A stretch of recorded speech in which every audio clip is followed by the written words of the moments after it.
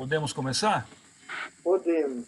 Bom, então eu queria inicialmente saudar todos vocês, né, de modo particular o nosso querido Pacheli Zahler, nosso membro correspondente recentemente empossado, diretamente de Brasília.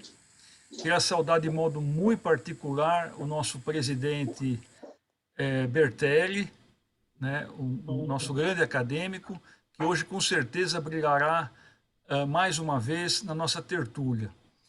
E hoje, particularmente, assim como eu falei na reunião passada, a gente precisaria de um nome muito importante para essa tertúlia. O Dr. Bertelli preenche todos os requisitos, porque dentro de 2 dias, a nossa querida academia estará completando 55 anos de existência. Então, nada melhor do que o Dr. Bertelli para, assim como tantos outros aí da academia, para brilhantar esse nosso aniversário. Eu queria, então, passar a palavra para a nossa confreira Márcia Etelli Coelho, que leia a oração de São Francisco. Senhor, fazei-me instrumento de vossa paz. Onde houver ódio, que eu leve o amor. Onde houver ofensa, que eu leve o perdão. Onde houver discórdia, que eu leve a união. Onde houver dúvida, que eu leve a fé. Onde houver erro, que eu leve a verdade. Onde houver desespero, que eu leve a esperança. Onde houver tristeza, que eu leve a alegria. Onde houver trevas, que eu leve a luz. Ó Mestre, fazei que eu procure mais consolar que ser consolado, compreender que ser compreendido, amar que ser amado, pois é dando que se recebe, é perdoando que se é perdoado, e é morrendo que se vive para a vida eterna. Amém. Amém. Eu gostaria de compartilhar com vocês o nosso minuto acadêmico. E eu trouxe para vocês uma frase de um... Vocês estão vendo, né, pessoal? Estão vendo a tela? Vai abrir agora. Ótimo. Abriu, né? vendo. Esse escritor espanhol, Severo Catalino del Amo, viveu muito pouco tempo, 39 anos, e ele deixou uma frase que é bem propícia para o momento: a caridade não tem pátria.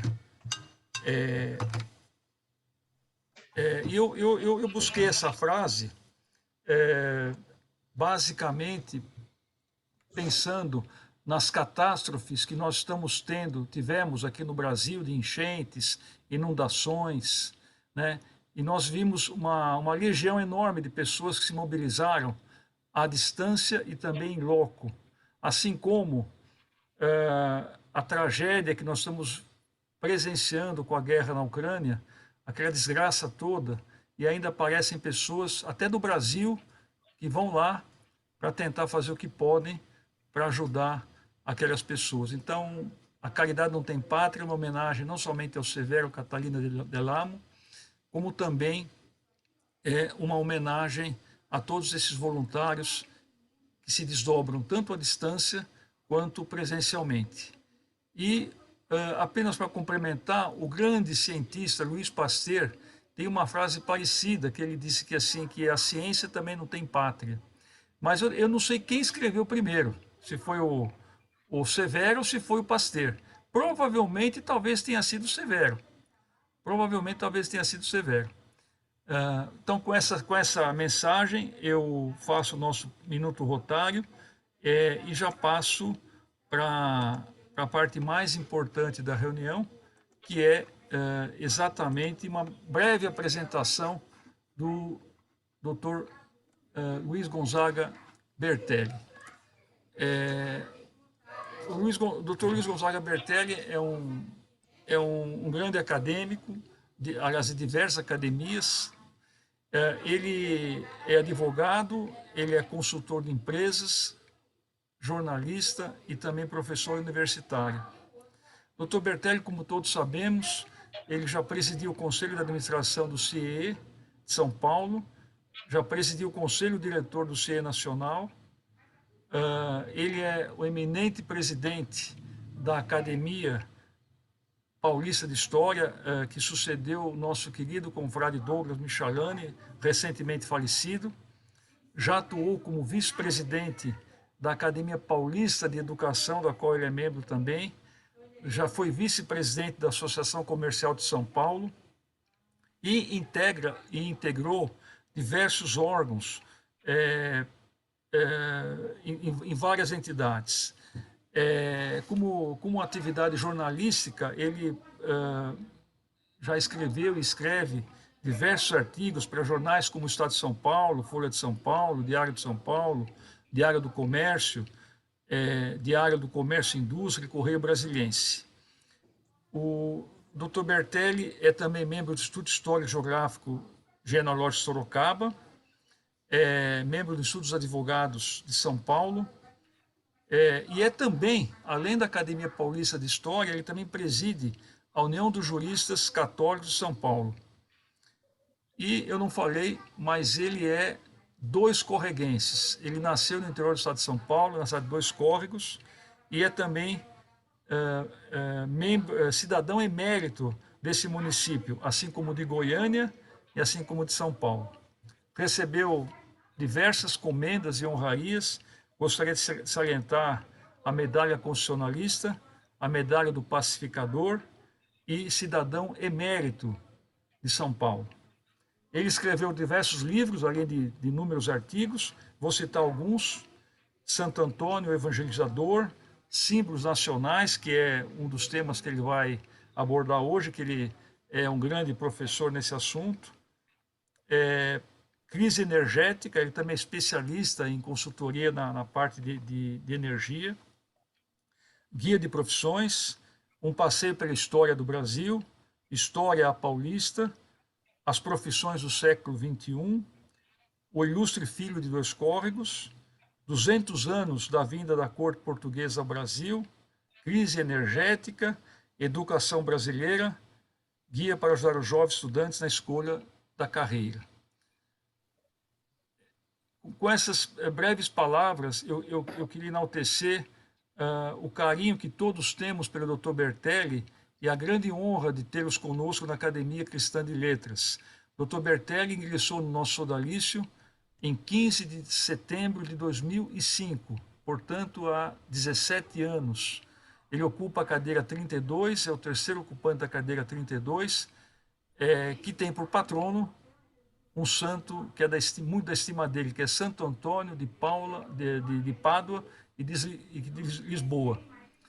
Então, com essas singelas palavras, doutor Bertelli, muito aquém do que o senhor merece, eu faço essa introdução e já de antemão lhe agradeço imensamente a oportunidade de tê-lo conosco nessa tertúlia. Muito obrigado. E peço também encarecidamente a todos que desliguem o microfone para que nós, ao final da exposição do Dr. Bertelli, nós possamos fazer comentários e perguntas breves a ele. E aí sim nós abriremos o microfone. Dr. Bertelli, com o senhor, a palavra, por favor.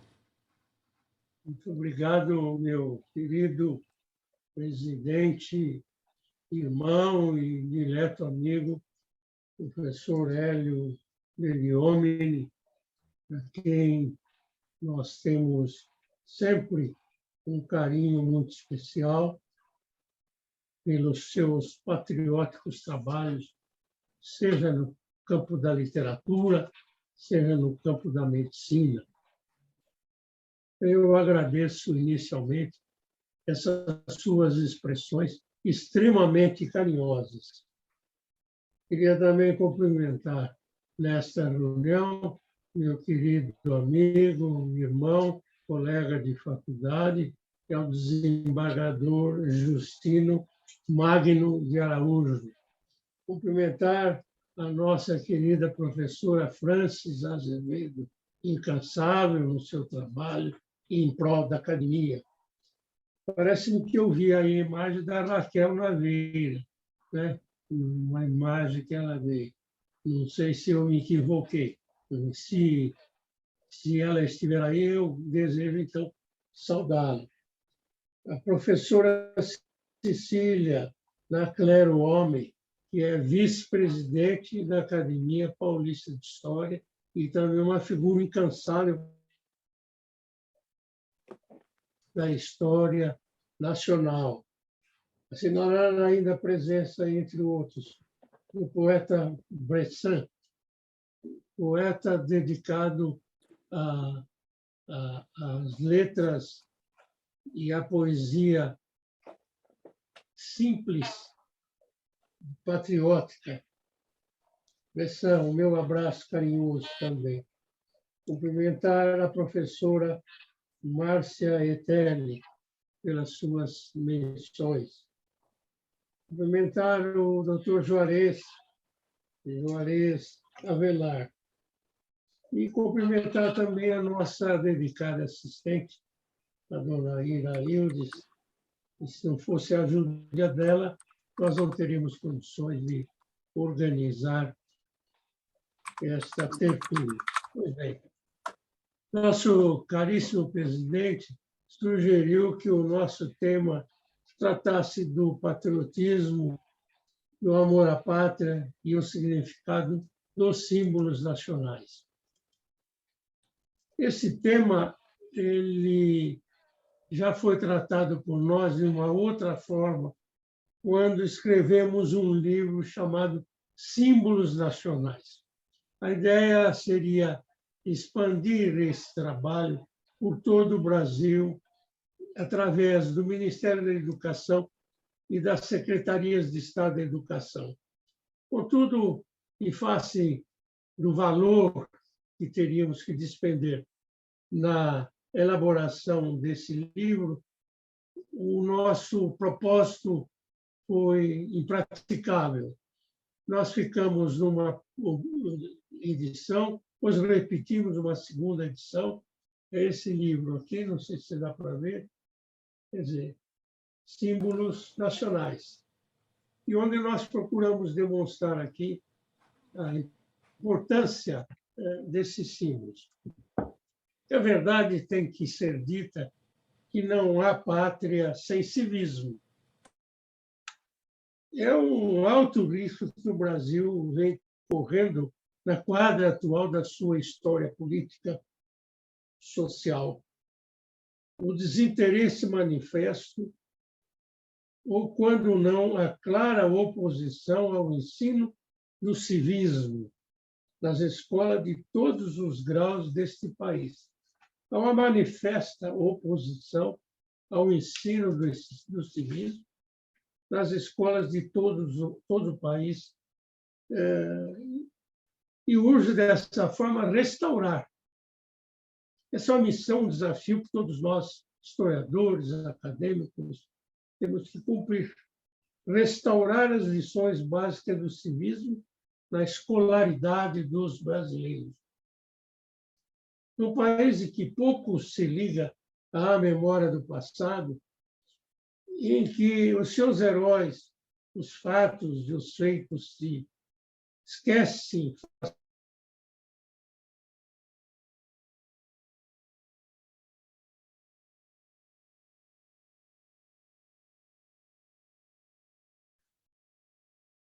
Está sem som.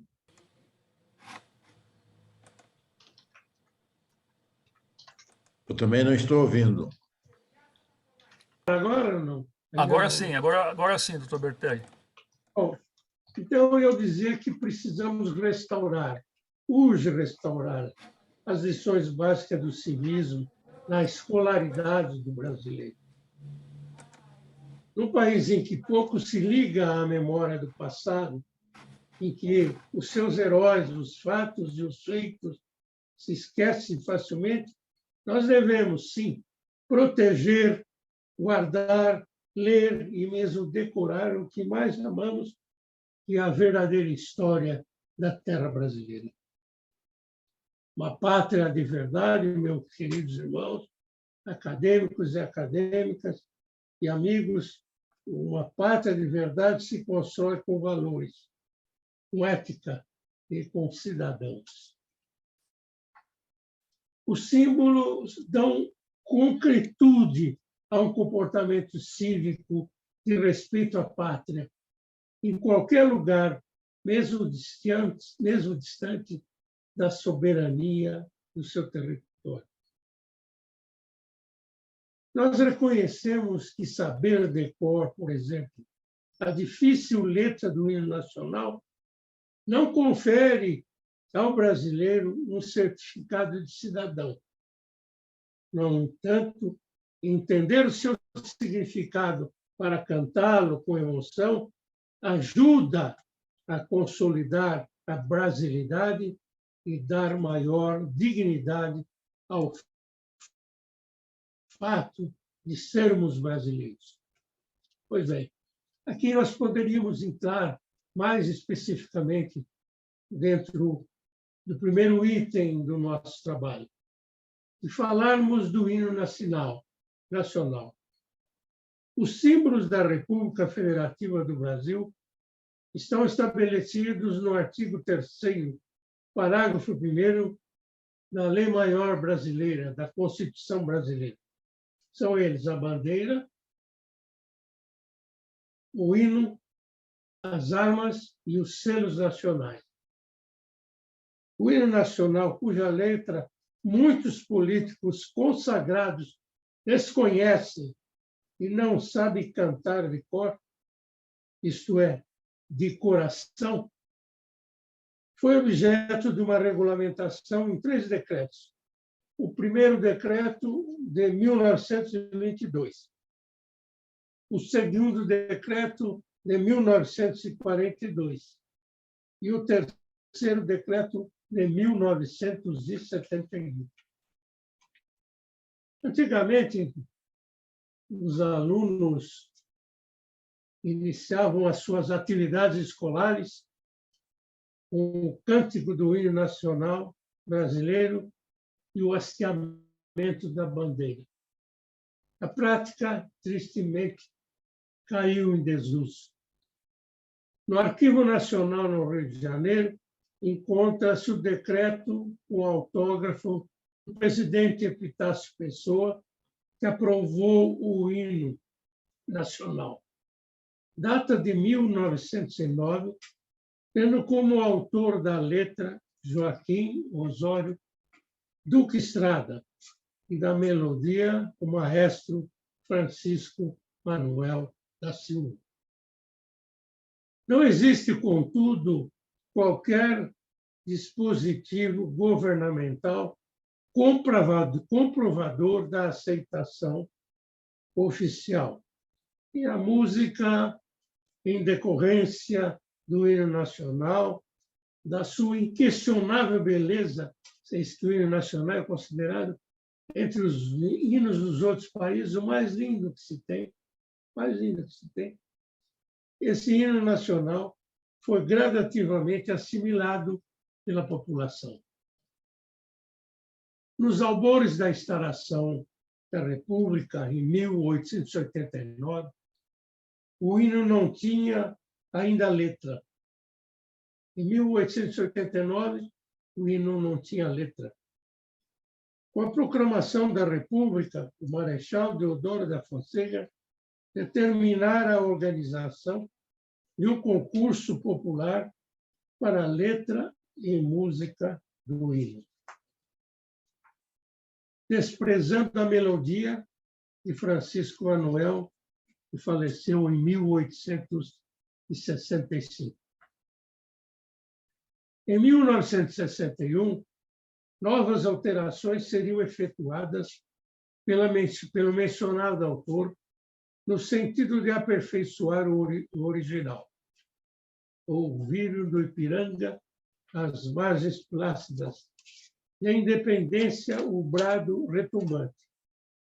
Outra modificação sugerida era em teu seio, ó liberdade, que originalmente era pelo amor à liberdade. No primeiro centenário da independência brasileira, que nós estamos agora prestes a comemorar o segundo centenário da independência, em 1922, o presidente Epitácio Pessoa baixou um decreto reconhecendo oficialmente que o hino nacional brasileiro seria da música de Francisco Manuel da Silva com a letra de Osório Duque Estrada, em consonância com o documento existente no Arquivo Nacional. Pois bem.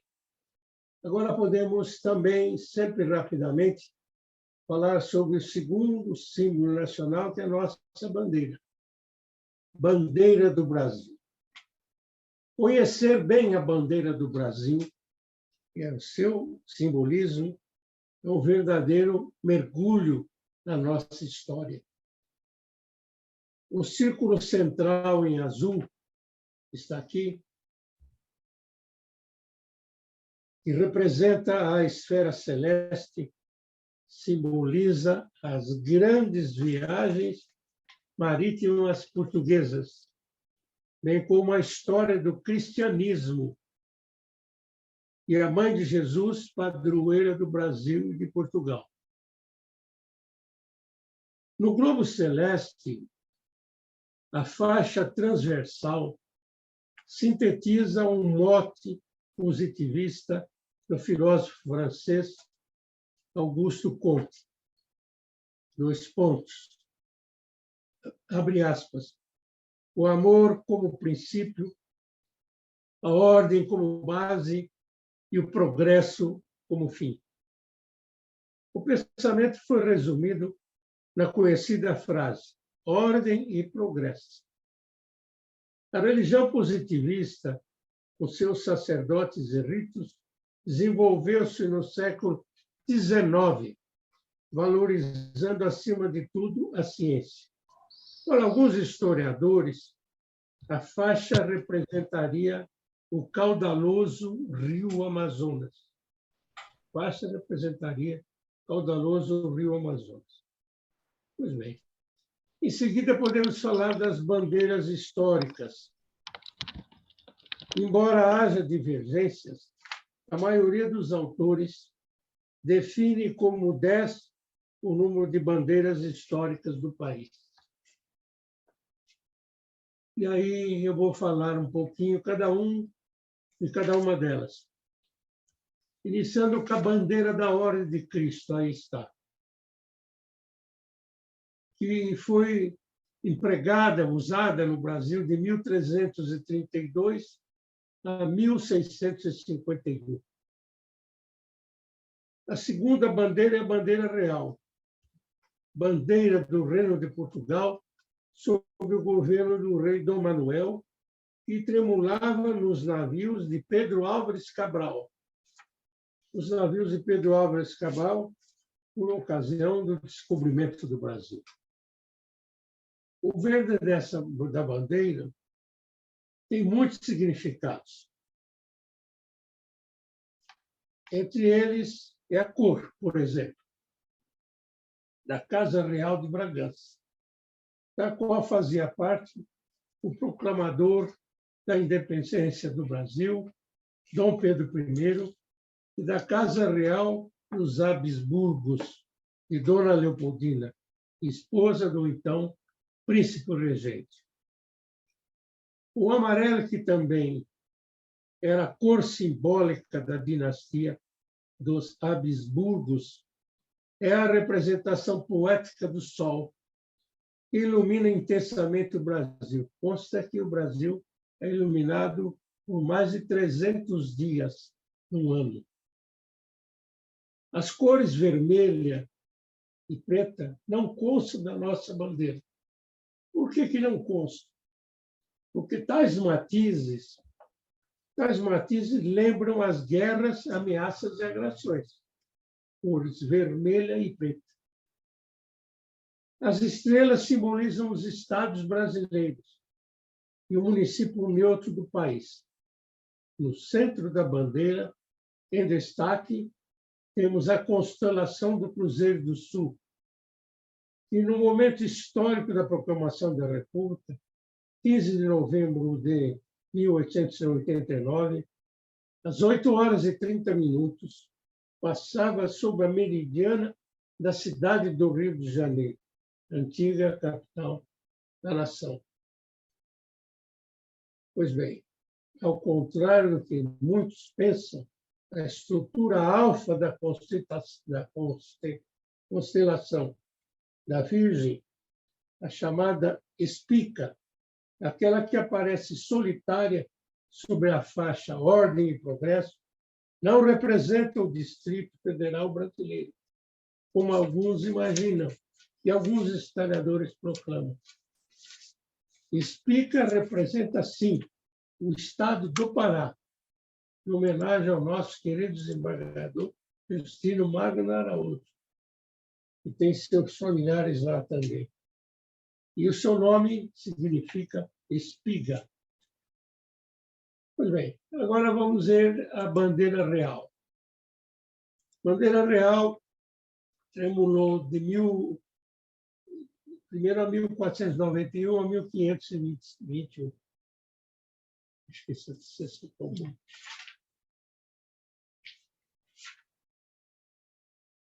Bandeira real está aqui.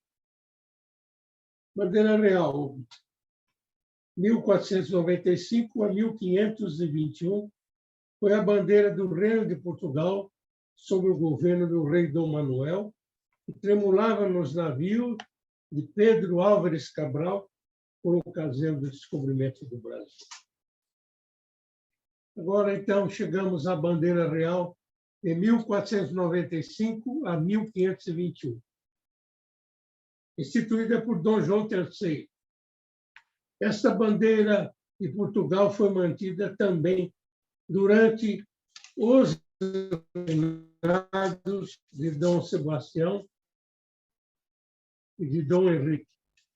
Ao contrário da bandeira americana, em que 50 estrelas estão dispostas em linhas alternativas de 5 a 6 unidades, a bandeira brasileira tem posições definidas para as 27 estrelas, 26 estados, além do Distrito Federal, que procuram reproduzir as suas posições aproximadas da esfera celeste. Vozes de grande prestígio, como Santos Dumont, Visconde de Toné e Barão do Rio Branco, protestaram, inclusive, com a proposta de projeto de reforma e quantas vezes a criação de bandeiras novas para o Brasil.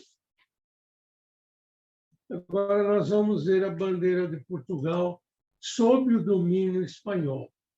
A bandeira Portugal sob o domínio espanhol, dominada pelos espanhóis, à época, ela foi criada em 1580 e persistiu até 1640. Foi instituída por Filipe II da Espanha para Portugal e suas colônias durante os períodos de domínio espanhol. Em seguida, nós temos a bandeira real de 1640 a 1683, também conhecida como a bandeira de Dom João IV. Foi instituída logo após o fim do domínio espanhol para caracterizar a restauração da independência de Portugal sob a Casa de Bragança.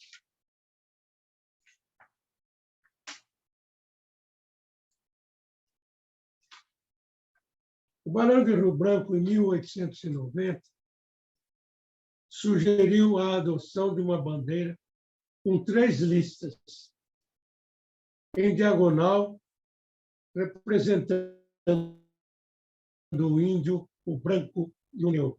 O símbolo nacional, inclusive, foi muito criticado por fugir dos padrões comuns das bandeiras europeias da época. Em seguida, vamos falar da bandeira do Principado do Brasil, aprovada em 1645 e persistiu até 1686. O Principado do Brasil foi uma dignidade criada por Dom João IV em favor do seu filho mais velho. Os outros símbolos nacionais, além da bandeira, são o hino nacional de armas nacionais e o selo nacional, conforme preceitua a Constituição Federal, no seu artigo 13, parágrafo 1º.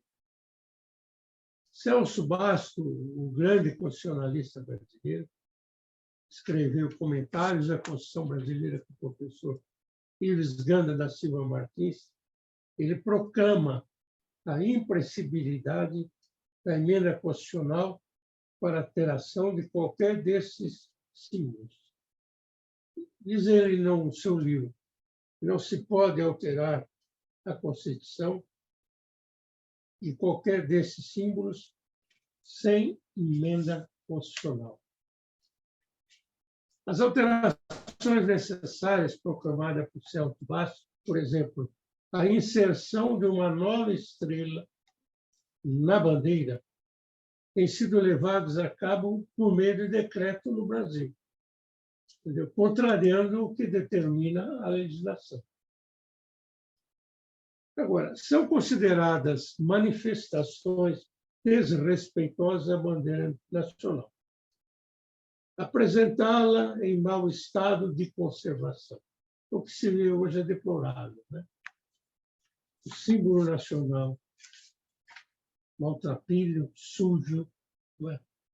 E sem respeito à tradição. São consideradas também manifestações desrespeitosas.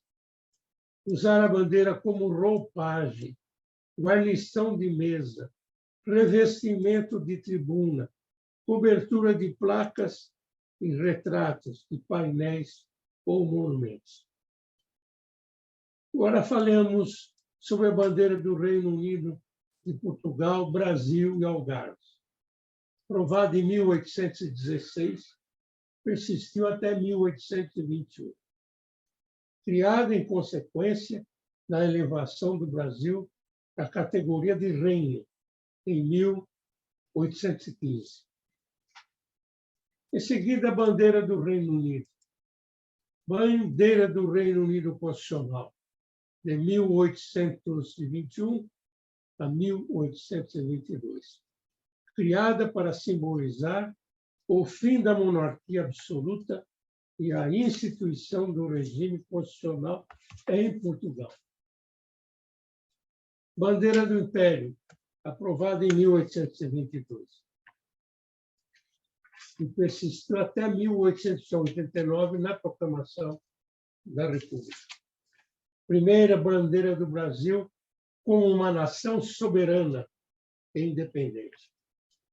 Foi instituída em 18 de setembro de 1822, logo após a proclamação da independência, a partir do projeto de autoria do próprio príncipe regente Dom Pedro I.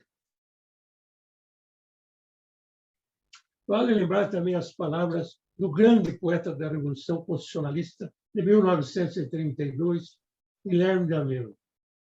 Guilherme de Almeida, nas suas palavras, que constitui verdadeiramente relíquia da nossa história e da nossa gente.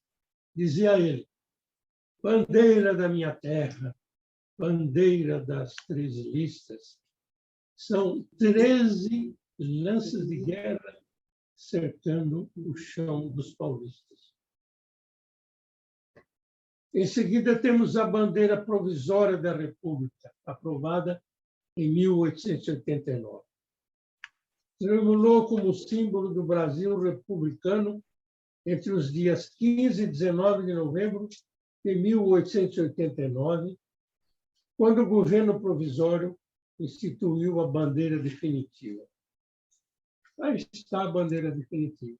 Bandeira nacional. Aprovada em 1889 e persiste até os dias atuais.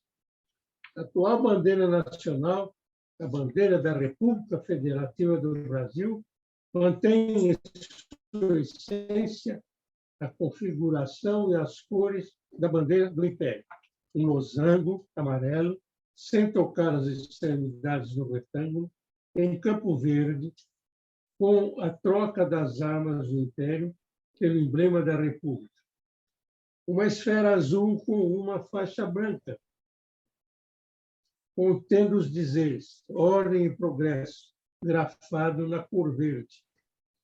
E representando os estados brasileiros, as 27 estrelas brancas, cuja disposição corresponde ao céu da cidade do Rio de Janeiro, às 8h30, no dia 15 de novembro de 1889, data da proclamação da República.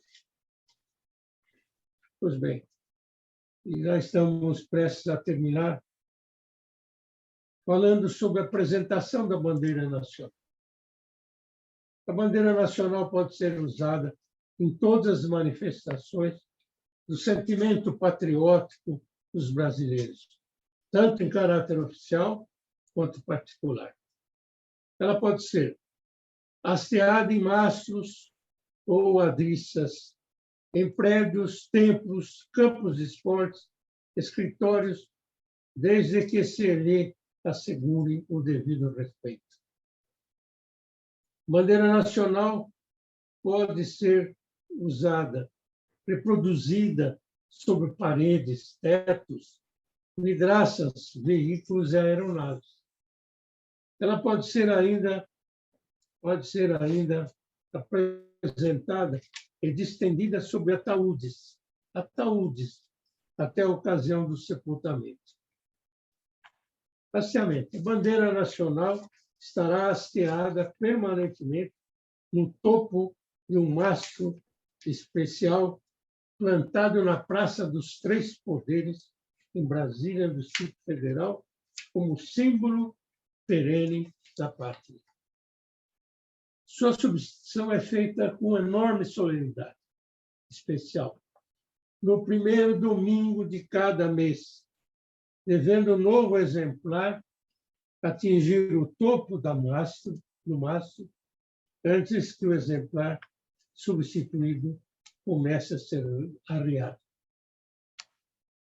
E a bandeira nacional também é hasteada diariamente no Palácio da Presidência da República, nos edifícios sede dos ministérios, nas casas do Congresso Nacional, no Supremo Tribunal Federal, nos tribunais superiores e nos tribunais federais de recurso, nos edifícios sede dos poderes executivos, legislativos e judiciários dos estados, territórios e Distrito Federal, nas prefeituras e câmaras municipais, nas repartições federais, estaduais e municipais situadas na faixa da fronteira, nas missões diplomáticas, delegações junto a organismos internacionais e repartições consulares de carreira, nas unidades da Marinha Mercante. E o hasteamento é normalmente feito às 8h e o arreamento às 18h, devido à claridade do dia.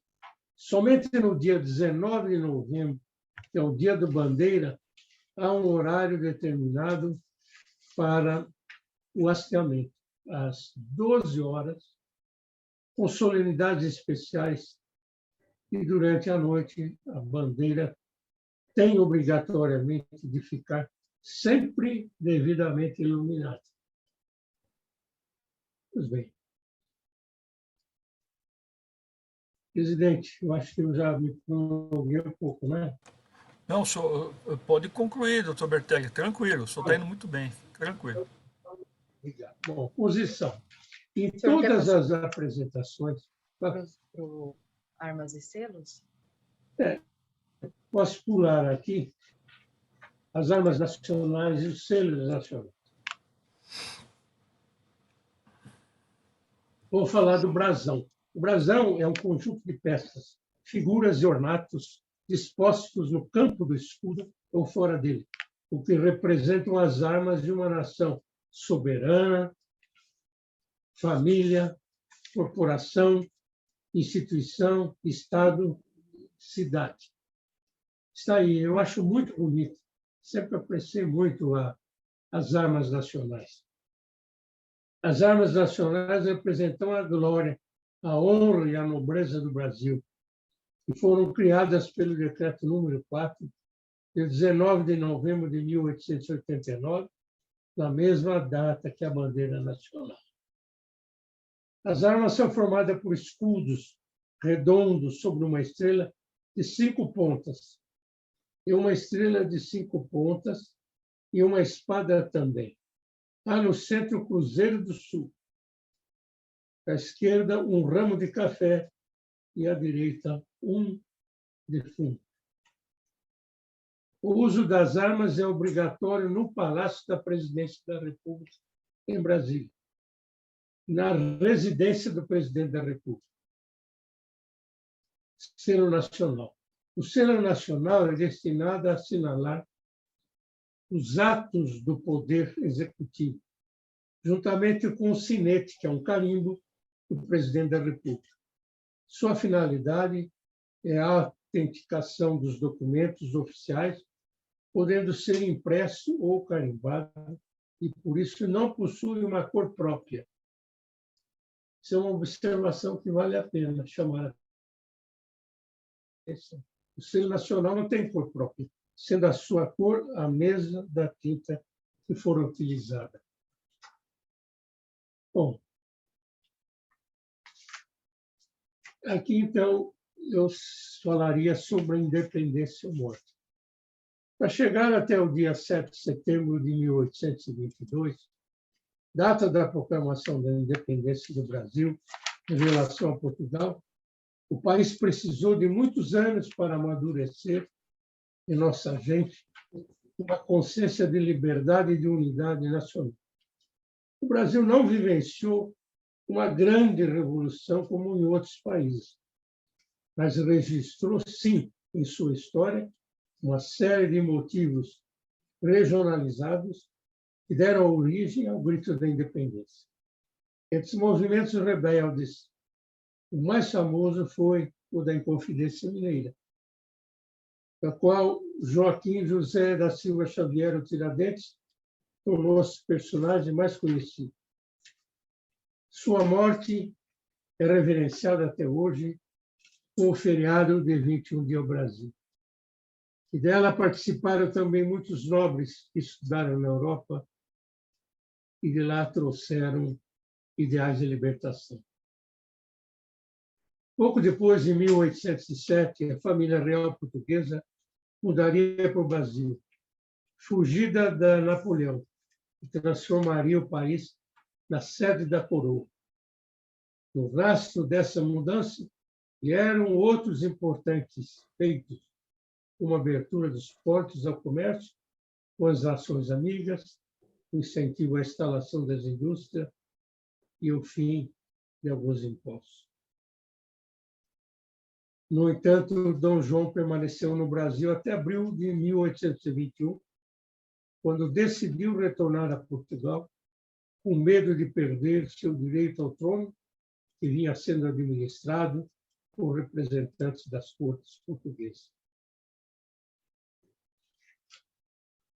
Bom, a formação da nova República. Sob o comando de Dom Pedro II, o Brasil começou a viver dias de instabilidade política, um confronto do interesse bastante díspares. Entre os militares, uma força muito importante no final do Império, havia correntes distintas, umas favoráveis à manutenção da monarquia, outras à criação de uma república. Pois bem,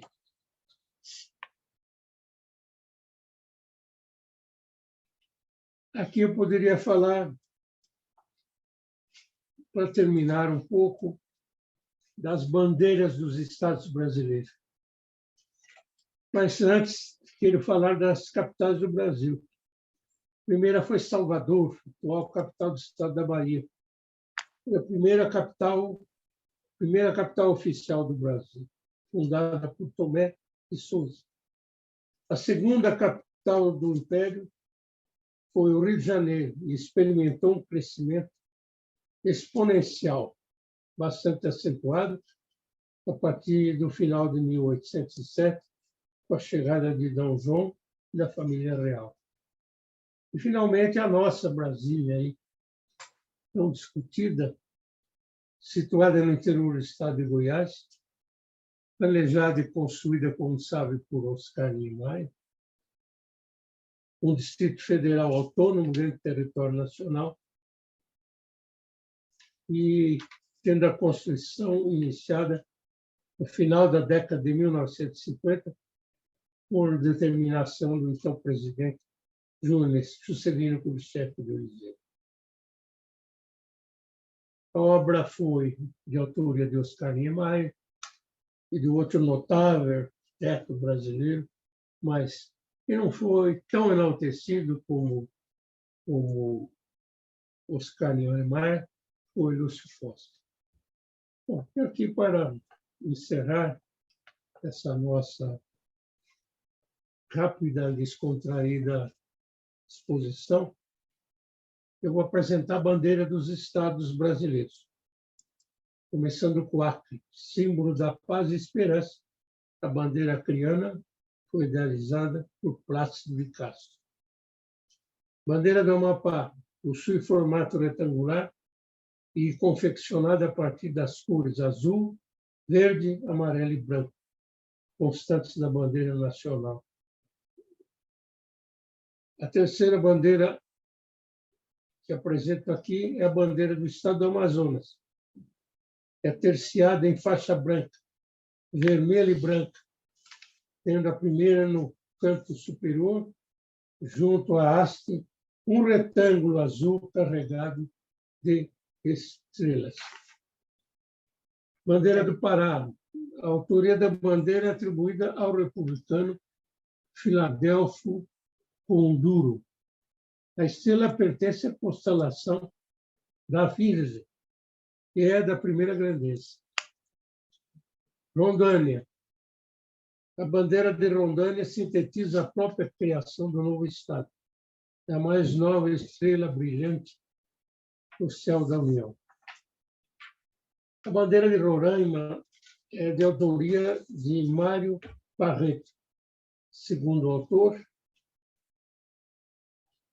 é o céu da Roraima, o branco simbolizando a paz, o verde a densidade das nossas florestas e campos, e o amarelo e o ouro as riquezas.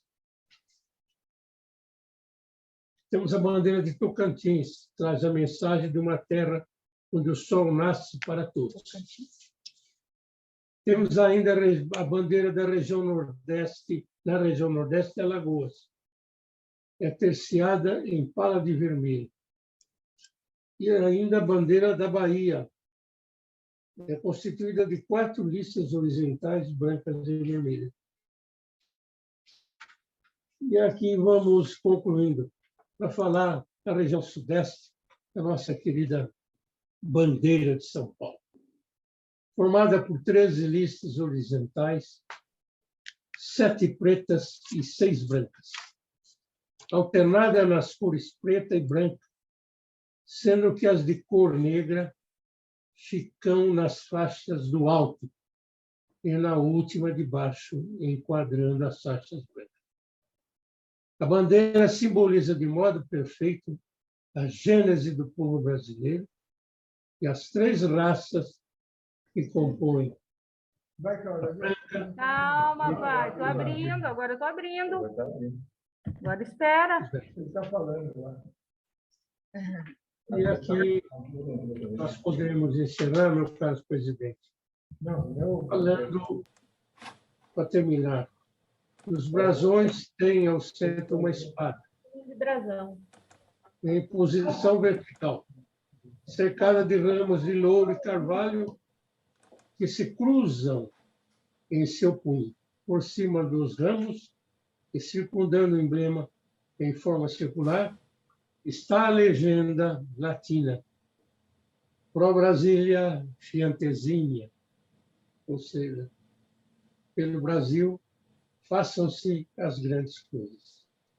E assim, pedindo desculpa se eu estendi demais, nós encerramos a nossa exposição. Muito obrigado. Muito obrigado, doutor Bertelli.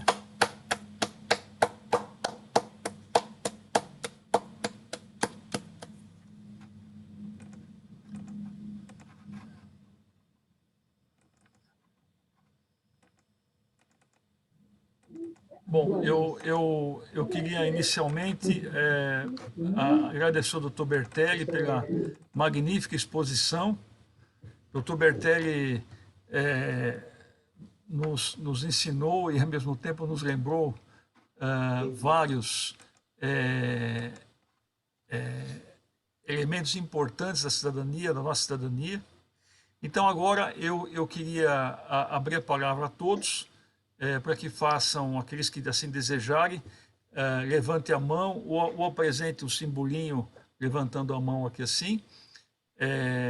E peço, como sempre, objetividade, né? Então, vamos dar a palavra inicialmente ao querido Carlos Haddad, que é membro honorário, e em seguida ao acadêmico Reinaldo Bressani. E os demais, por gentileza, também vão se manifestando aí.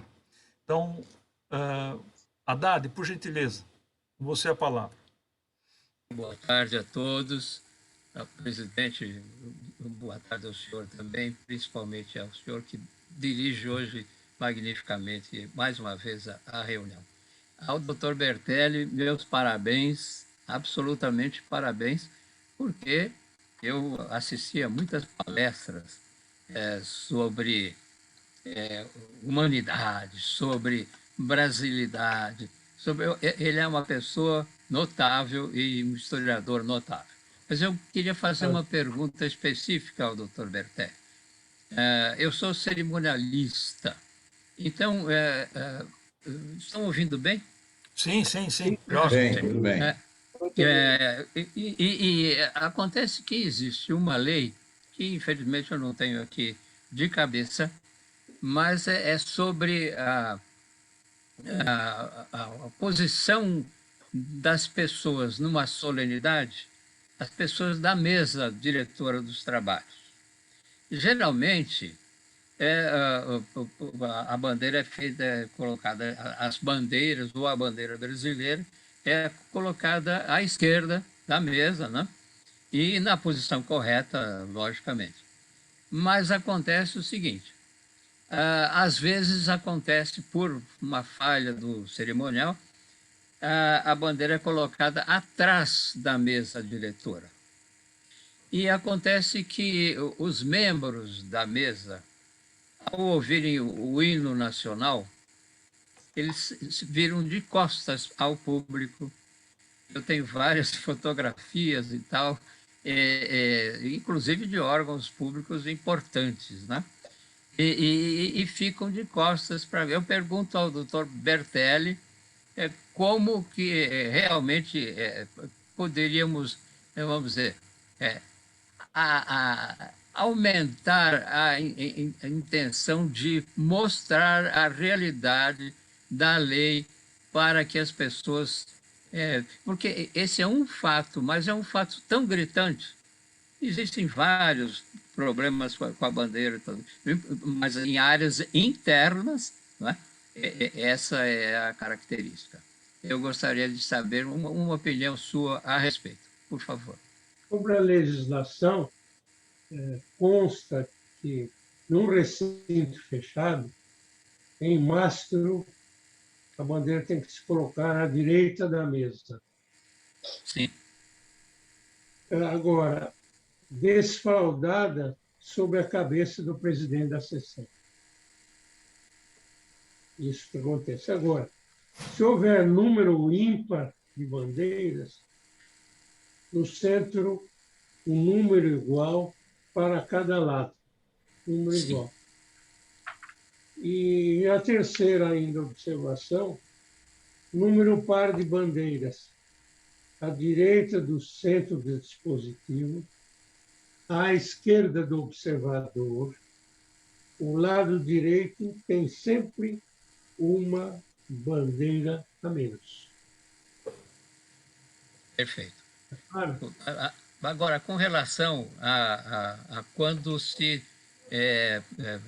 o hino nacional é tocado, então, Essa coisa geralmente, triste. qual é a sua opinião a respeito? Bom, isso aí é deplorável, é deplorável. Basta ver o que acontece nos jogos de futebol, né? Só a primeira parte do hino que é executada, né? Executada. Exato. E mesmo assim, ao mesmo tempo, os jogadores eles estão numa posição de completo relaxamento, né? e sem qualquer observação, né? É o que determina e, e jamais poderia haver interrupção, entendeu? Fazer só a primeira parte do hino nacional. O hino nacional teria que se tocar das duas partes do hino nacional. Jamais só a primeira parte, entendeu? E se canta. E, embora seja um palestino convicto, o que eu acho lamentável é se verificar o que faz, entendeu, a torcida do Palmeiras, o hino nacional, né, entendeu? Sem entoar a letra ou a música, né? Só aquele Palmeiras, Palmeiras, Palmeiras até o final. É isso. Perfeito, muito obrigado. E realmente, quando se ouve o hino nacional, não se olha para a bandeira, mas porque a bandeira ela é um símbolo da pátria, lógico, né? Mas nós estamos homenageando a pátria, não a bandeira, quando existe o hino nacional concomitante com a posição da bandeira. Concorda? Sim. Muito obrigado pela sua Muito extrema gentileza e ao doutor Prazer, Hélio também. obrigado, obrigado. Oportuna colocação, Haddad, muito oportuna. Então, eu passo a palavra agora ao acadêmico Bressani, em seguida a acadêmica Thais Pizarria, ok? Hélio, desculpa, precisa fechar aquele microfone que estão falando ao fundo. Eu não estou escutando agora. Oh, tá, bastante. Até pouco, agora acho que interromperam. Eu não estou escutando, sinceramente, não estou escutando. Só um minuto. Bressani, por favor. Caríssimo presidente, doutor Hélio Bigliumini, demais e confreiras e quem mais estiver participando dessa nossa tertúlia. Querido professor Bertelli, por quem eu tenho grande carinho e apreço. É recíproco. Eu, a princípio, quero mostrar aqui o livro mencionado por ele e de sua autoria, Símbolos Nacionais, do qual eu me vali muito e me valho até hoje, quando eu faço meus poemas, a solenidade do hasteamento da bandeira lá na Câmara Municipal, que já vai para mais de uma centena. Também eu queria homenageá-lo, doutor Bertelli, com um soneto, não exatamente a sua pessoa, mas a forma, aliás, desculpe, como foi mencionado, inclusive, a bandeira paulista do Guilherme de Almeida. Eu tenho uma aqui que futuramente pretendo apresentá-lo na Câmara Municipal, no hasteamento da bandeira, mas, em sua homenagem, eu gostaria de apresentá-lo agora. É um soneto. Bandeira paulista. Bandeira de 13 listas, és luz que brilha em minha alma, motivo de tantas glórias, és a brisa que me acalma. Majestosa vela ao vento, evocando os meus sentidos, me enlevas em dimensão num notável voo incontido. Espelhas um vivo alento às conquistas alcançadas ao longo da longa estrada. Retratas o sentimento que trago fundo no peito de amor, orgulho e respeito. Então, homenagem ao nosso palestrante, nosso acadêmico, muito obrigado. nosso convidado de hoje. Muitíssimo obrigado, viu? Muitíssimo obrigado. Obrigado, Bressani. Thaís, por gentileza, a sua intervenção. Boa tarde a todos. Ao confrade Luiz Gonzaga Bertelli, tenho uma parabenização em poesia. Congratulação pela estupenda explanação, repleta de dados históricos, nos propiciando reflexão. Foi uma memorável viagem no tempo, que com maestria pelo Senhor foi rememorado. Excelente abordagem sobre a história da bandeira nacional, exibindo a bandeira real do Principado, do Império, até chegar na atual bandeira nacional. Congratulação por abordar sobre o brasão, capitais, bandeiras, símbolos históricos, selo nacional de forma tão sublime e especial. Parabéns pelos apontamentos e esclarecimentos, bem como ao presidente pela organização do evento. Enfim, confrade Luiz, parabéns por palestrar sobre a história do nosso país. Um abraço fraterno e poético da confreira Thaís. Muito amável da sua parte. Muito bem. Muito obrigado. Obrigado, Thaís. Você é a nossa poetisa repentista. Toda a reunião se faz um repente, muito legal. Alguém gostaria de ter mais alguma intervenção? Eu gostaria de falar, Raquel. Eu gostaria também. Então, peraí, vamos lá. Então, vamos por partes. A nossa querida Maria Cecília, depois o Juarez, depois a Francis. Vamos lá. Eu pediria...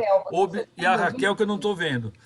Está escondida. Não estou conseguindo abrir a câmera de jeito. Então, você vai falar também, Raquel. Agora? Vai falar também. Então, Maria Cecília. Eu vou pedir a palavra. Pode ser? Maria Cecília. Eu queria parabenizar o doutor Bertelli e agradecer muito, porque ele reavivou a nossa memória. Hoje em dia, nós não vemos mais interesse nas escolas e nos meios acadêmicos, a ausência, vemos sempre a ausência desse interesse pela nossa história, pela riqueza que é o que ele mostrou, veio novamente nos reavivar a maravilha que é a história e quantos símbolos que nós temos que eu nem imaginava. Alguns eu já conhecia, mas ele falou profundamente sobre o assunto e nos deu várias facetas. E eu gostaria de lembrar que o povo não lembra mais do nosso país e da soberania nacional. Existe um problema que está me afligindo muito, que na Bahia eles venderam uma parte, 10% do território para os chineses, que vão fazer 2 cidades ou 3 cidades na Bahia e vai abrir, inclusive, para os navios chineses. E eu não vi mais ninguém reagir. E eu temo pela soberania nacional. Eu gostaria, muitas vezes, de ter contato com os militares para saber o que eles pensam sobre isso. Então, eu acho que foi muito oportuno a palestra do Dr. Bertelli, e se houvesse uma oportunidade, que os intelectuais procurassem saber melhor o que vai acontecer com o nosso país, porque realmente é uma vergonha. Não se sabe muito bem até que ponto eles vão usar a Bahia para isso, né? Então, fica aqui o meu protesto, infelizmente, pela falta de amor e falta de preocupação com a soberania nacional, e agradecer a oportunidade da palestra do Dr. Bertelli. Muito obrigada a ele e a todos pela atenção. Cecília, pelas palavras carinhosas aí, viu? Muito obrigado. Juarez, por gentileza. Boa tarde a todos. Primeiramente, gostaria de cumprimentar ao Dr. Bertelli pela brilhante conferência, nos trouxe um sabor maravilhoso de patriotismo, de amor à pátria, e cumprimentar a nossa academia, na pessoa do nosso presidente, pela brilhante e única oportunidade de trazer aqui a nós a presença do Dr. Bertelli para falar de um assunto tão caloroso e tão importante.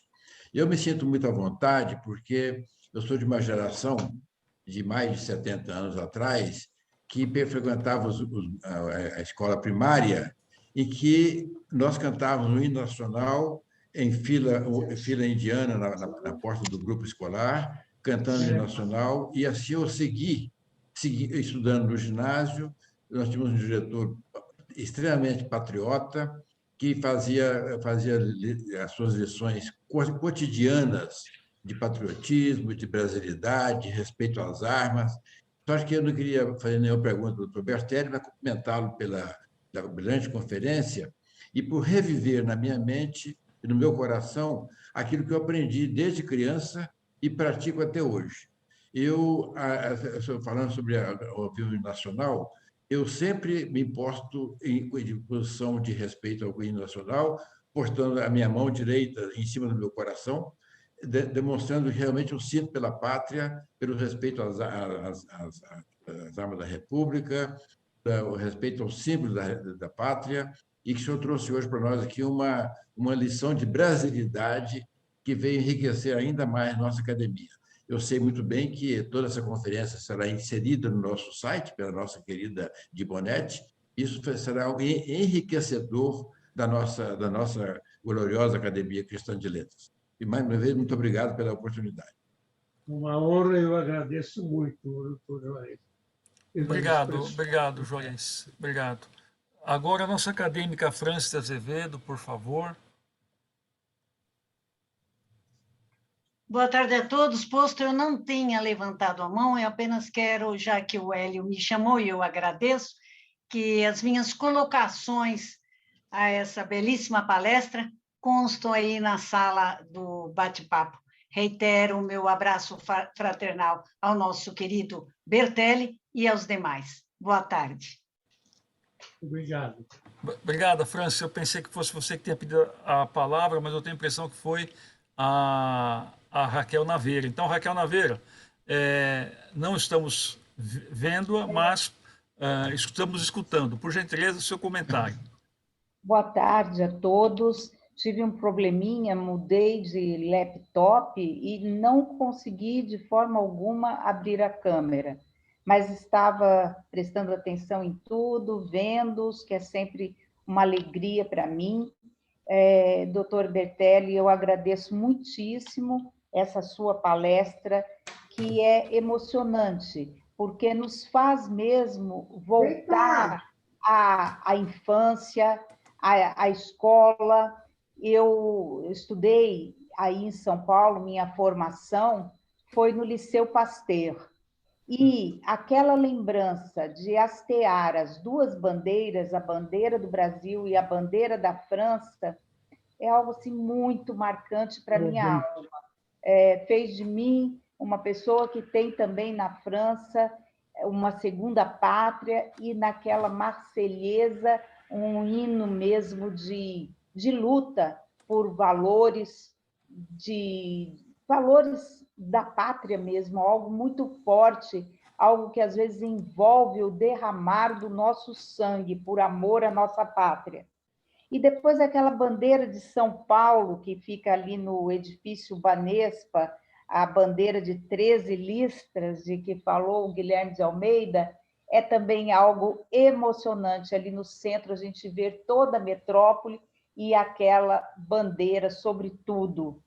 E essa bandeira na Praça dos Três Poderes, que foi ilustração aí da sua fala, também aquele mastro assim, de cones tubulares, uma coisa muito moderna, com a bandeira do Brasil tremulando sobre toda Brasília, com todos os seus conflitos, mas Brasília é realmente uma estrela, algo futurístico, algo espatifado naquele cerrado, é sempre uma emoção muito grande quando vejo aquela bandeira. E aqui, do Pantanal, onde eu estou, a bandeira que nós vemos são os ipês amarelos e verdes, que eu sei também que os ipês amarelos são considerados símbolos nacionais, são considerados bandeiras ao vento, as bandeiras tão fortes do cerrado, esse ipê que, de repente, solta todas aquelas pétalas amarelas sobre a grama, é sempre um espetáculo único e um símbolo da natureza, espelhando a nossa bandeira na própria natureza. Então, eu trago aqui essa lembrança dos ipês de Mato Grosso do Sul, dos ipês do nosso cerrado, como um símbolo da natureza que espelha a grandeza da nossa terra. Muito obrigada, professor Bertelli, pela sua palestra. Um abraço enorme para todos os meus confrades e até uma próxima oportunidade em que a minha câmera esteja consertada. Abraços fraternos, amigos. Obrigado, Raquel. Eu espero que até a próxima tertúlia esteja consertada, porque você vai ser uma das palestrantes na próxima tertúlia. Bom, há mais alguém que gostaria de manifestar? Mais dois? Então, eu peço objetividade, doutor acadêmico Justino Araújo, depois o acadêmico José Pesa, por favor. Habilite os microfones, doutor Justino, por favor.